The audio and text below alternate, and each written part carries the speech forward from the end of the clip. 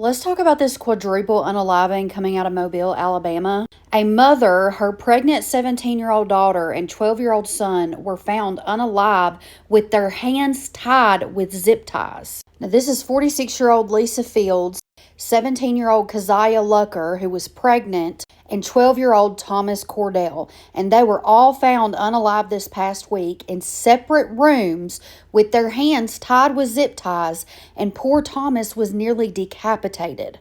Now, they were found just after 2:30 a.m. after deputies responded to a home. Lisa was stabbed, 17-year-old Keziah was shot in the head, and 12-year-old Thomas had his throat cut and was nearly decapitated. Now, there was also an 18-month-old found in the home, but they were found unharmed. And at this point, police have no suspects. The home was left in disarray, suggesting that they may have been looking for something. And police believe that there could have been more than one person involved in the unalivings because of the way that the victims were subdued.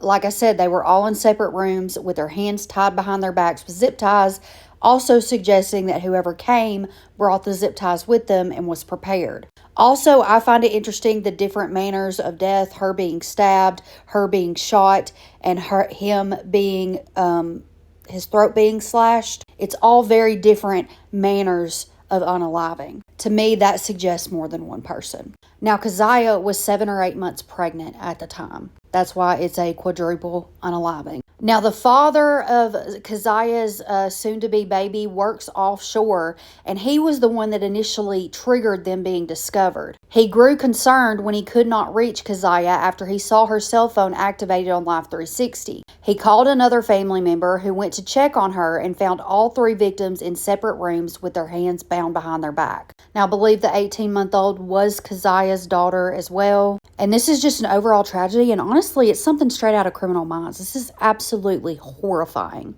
And the first immediate suspect, the father of the child, they would normally be the first suspect, but he was working offshore. And Lisa, Keziah's mother, her husband, I believe, was also working out of town. I mean, what motive would you have to want to do this and wipe out an entire family almost?